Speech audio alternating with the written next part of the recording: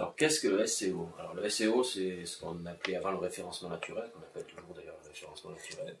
C'est la visibilité sur les moteurs de recherche, c'est-à-dire optimiser son site web pour être visible et obtenir un trafic de qualité depuis les moteurs de recherche, donc Google, en France en particulier.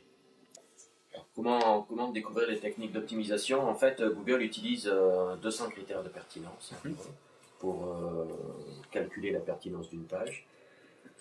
Alors il y en a qui sont là depuis 20 ans hein, ou 15 ans de ces critères, la balise title, la présence du mot en gras par exemple dans les pages, dans les URL, etc. Mais sinon, il y a tous les ans, Google fait 500 changements d'algorithme par an, donc c'est un énorme système qui bouge tout le temps, une espèce d'organisme vivant.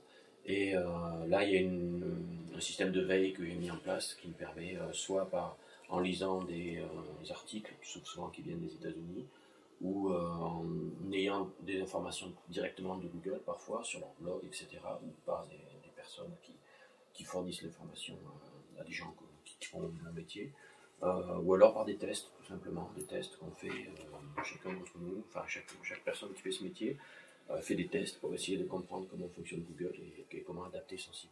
Et ces tests, certains les partagent aussi, donc c'est pas mal aussi, ça permet d'avoir de l'information à ce niveau-là. Alors, comment se déroulent vos tests? Bon, c'est assez répandu. En fait, comment se déroulent les tests? On crée des pages de tests spécifiquement qu'on soumet au moteur de recherche. Et puis en fonction des résultats, c'est tout bête, hein, on crée des pages un peu factices, hein, mais qui servent vraiment à créer des tests. Et puis on les met en ligne, on regarde comment ça interagit avec le moteur de recherche, et puis derrière on en tire des conclusions. C'est vraiment un test tout à fait classique et tout à fait normal. D'accord. Et comment vous vendez vos techniques à votre client?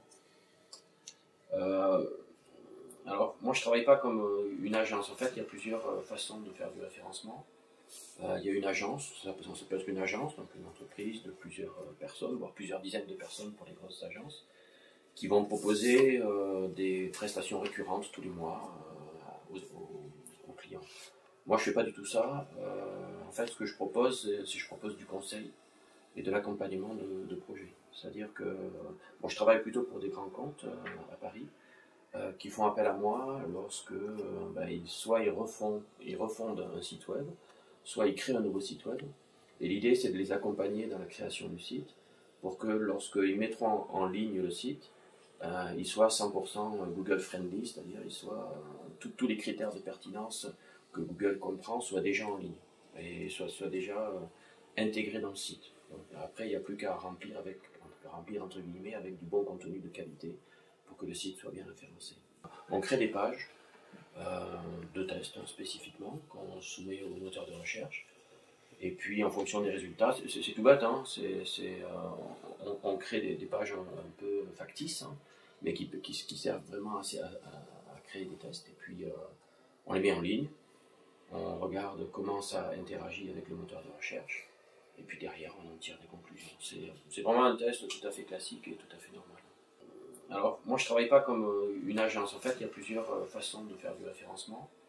Il y a une agence, ça peut être une agence, donc une entreprise de plusieurs personnes, voire plusieurs dizaines de personnes pour les grosses agences, qui vont proposer des prestations récurrentes tous les mois aux clients. Moi, je ne fais pas du tout ça.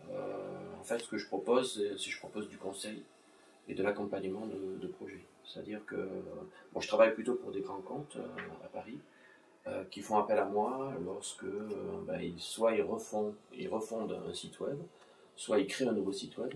Et l'idée, c'est de les accompagner dans la création du site pour que lorsqu'ils mettront en ligne le site, il soit 100% Google friendly, c'est-à-dire tous les critères de pertinence que Google comprend soient déjà en ligne et soient déjà intégrés dans le site. Donc, après, il n'y a plus qu'à remplir entre guillemets avec du bon contenu de qualité pour que le site soit bien référencé. Oui, j'utilise beaucoup de sites. Hein. Il y a beaucoup de sites aux États-Unis qui s'appellent Search Engine Land, Search Engine Watch, SEO Moz. Enfin, il y a pas mal de sites qui fournissent des fils RSS et qui permettent d'avoir l'info au quotidien. C'est ce que j'ai fait en fait ce matin avant que vous arriviez. La plupart du temps, le matin, entre 8h et 9h, 9h30, c'est consacré à la veille. Donc soit des sites américains, soit des sites français. Il y en a aussi, pas mal, il y en a une petite dizaine que je suis. Souvent des blogs, en fait, des blogs de référenceurs, qui sont assez faciles à trouver. Et dans tout ça, ça fait beaucoup d'informations. J'utilise les alertes Google aussi sur certains mots-clés pour définir ma veille. Et la plupart du temps, j'écris entre 2 et 4 articles par matin. Parce que tout ce qui me semble intéressant, qui est issu de ma veille, je le mets en ligne sur mon site abondance.com, sur la base d'articles justement pour rediffuser l'information.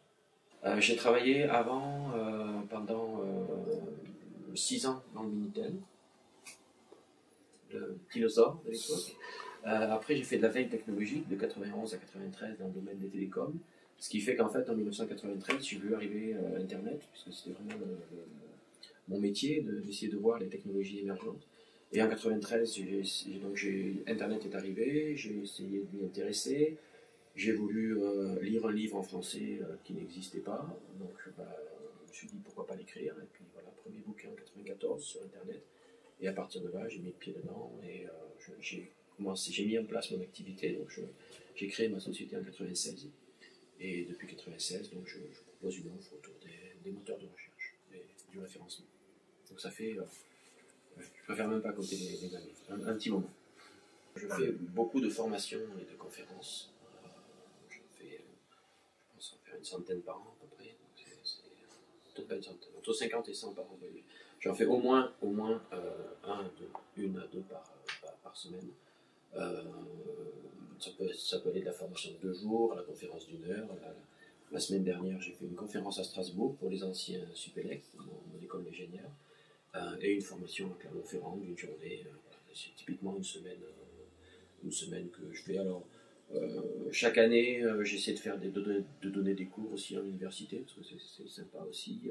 J'ai pas mal changé, mais je le fais plutôt dans la région, parce que s'il faut donner des cours plusieurs fois dans l'année, c'est compliqué de le faire à Brest ou ailleurs en étant basé en Alsace. Donc je l'ai fait à Strasbourg, je l'ai fait à Colmar, je l'ai fait à Mulhouse.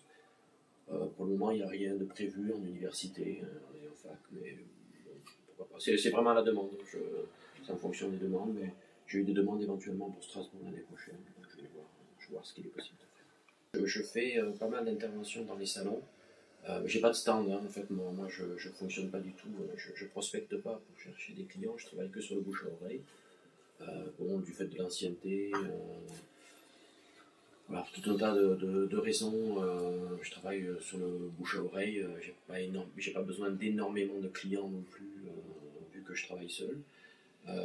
Donc je prospecte pas pour chercher des clients, j'ai ce privilège-là. Donc je ne vais pas dans les salons pour chercher des clients, mais plutôt pour faire des conférences, pour faire éventuellement des formations. Il y a pas mal de salons où je fais aussi des petites formations d'une demi-journée pour débutants ou pour niveau avancé. Donc ça arrive effectivement assez souvent que j'intervienne dans des salons, mais pas sur un stand, vraiment plutôt pour diffuser l'information.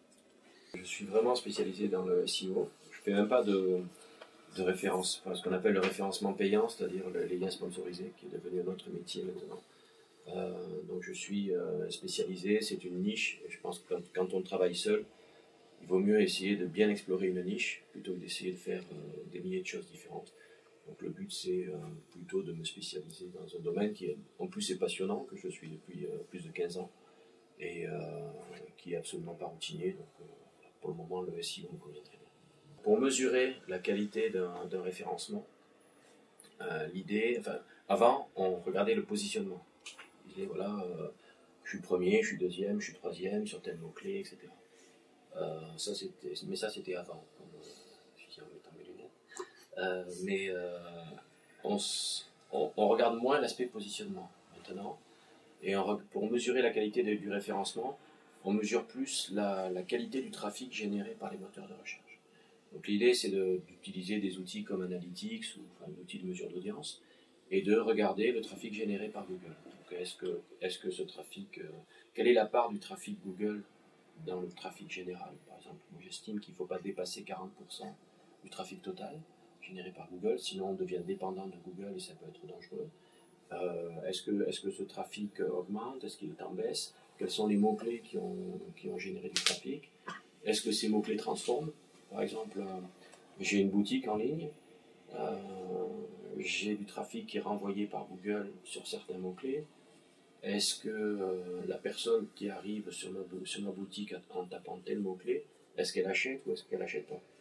Si Google ne me renvoie que du trafic d'internautes qui n'achètent pas, ben, mon trafic ne transforme pas. Donc du coup, c'est du trafic de mauvaise qualité. Donc ça ne sert pas à grand-chose sur une boutique d'avoir des gens qui viennent, qui repartent sans acheter. Donc c'est plus la mesure du taux de transformation, du taux de conversion, du trafic généré sur le site, qui aujourd'hui est utilisé pour mesurer la qualité d'un référencement. Bien sûr, ça vient d'un positionnement, ça vient du fait qu'on a été premier, deuxième, troisième ou autre. Mais en fait, on est à une époque aujourd'hui où chaque internaute a une page de résultats personnalisée sur une requête. Donc, vous prenez 20 personnes, vous les envoyez chez elles, vous leur demandez d'utiliser Google France en tapant le même mot-clé, elles auront 20 pages de résultats différentes. Parce que tout est personnalisé par Google en fonction de tout un tas de critères. Ce qui fait qu'en fait, on ne peut pas vraiment mesurer de façon fiable le positionnement d'une page, parce que le positionnement est différent chez tous les internautes. Donc du coup, on s'oriente beaucoup plus, et à mon avis, c'est beaucoup plus efficace sur la mesure de la qualité du trafic généré. Sur un trafic global, donc on essaie de ne pas dépasser 40, voire au pire 50% par Google. Ensuite, il y a deux autres parts de trafic, deux autres types de trafic qui existent. Il y a le trafic direct, les gens qui tapent l'adresse directement dans la barre d'adresse du navigateur. Donc là, il va falloir travailler la notoriété. Et puis le troisième type de trafic, c'est les liens. Donc les gens qui cliquent sur des liens sur le web pour venir, on appelle ça des liens référents ou des sites référents, qui vont cliquer sur des liens pour venir sur le site. La solution idéale pour moi, c'est la solution où le camembert est coupé en trois, un tiers de trafic moteur, un tiers de trafic direct et un tiers de trafic de site référent par les liens. Le temps est très variable en fait. On me demande beaucoup d'audits. On me demande beaucoup d'audits. J'ai beaucoup de clients qui me disent voilà, j'ai mon site qui est en ligne, je ne suis pas bien référencé, les résultats ne sont pas extraordinaires, ou en tout cas ça ne me satisfait pas. Je voudrais que vous me disiez pourquoi. Vous essayez de m'expliquer pourquoi. Donc là, en fait, l'idée, c'est de désosser le site et de rendre un rapport qui peut faire en fonction, c'est aussi en fonction du budget du client, mais le rapport peut faire entre 20 et 60 pages, en fonction de la difficulté aussi du truc. Et ça peut prendre entre une journée et 3 jours pour un audit. Moi, j'ai pas de prestations récurrentes, donc c'est souvent du one-shot avec des clients. Donc ce que je fais la plupart du temps, c'est j'audite le site entre 1 et 3 jours. Je vais souvent chez le client pour expliquer et former le client une journée. Et ensuite, je le suis. En fait, ma façon de travailler, c'est plus du transfert de connaissances. C'est-à-dire faire en sorte que le client puisse gérer lui-même son référencement. Et qu'il ait toutes les clés, toutes les possibilités, toutes les connaissances pour le faire. Ce qui, la plupart du temps, est tout à fait jouable et tout à fait possible. Donc une prestation avec un client, ça peut prendre une journée parce qu'il m'a juste demandé un petit audit. Ça peut prendre en temps cumulé 1 ou 2 semaines. C'est souvent le cas. Ce qui permet d'avoir beaucoup de clients aussi différents et de voir beaucoup de problématiques différentes, ce qui est quand même assez intéressant. Ça me fait progresser aussi. Maintenant, il y a des clients comme France Télévisions, par exemple, que je suis depuis 3 ans, parce qu'ils ont toujours des nouveaux projets, ils ont toujours des nouvelles demandes, des nouvelles attentes, des formations, et je leur consacre peut-être 1 à 2 jours par mois. Mais c'est très variable en fait, c'est vraiment en fonction des demandes et en fonction du type de client. Les tarifs sont assez variables. J'ai un audit flash, qui est un audit assez rapide de site web, qui va être un document sur une vingtaine de pages, donc avec pas mal de travail, mais on a rendu sur une vingtaine de pages, qui est à 1 500 €. L'audit plus complet, qui va faire une 60aine de pages, donc une extension du premier audit, est à 2 500 €. Après, c'est du sur-mesure, sachant qu'une journée est facturée 2 000 €, ce qui est plutôt un chiffre élevé par rapport aux tarifs classiques en France. J'ai plutôt des... Il y a quelque chose qui est important aussi, c'est que j'ai augmenté mes tarifs parce que parfois je ne passais pas parce que j'étais pas assez cher.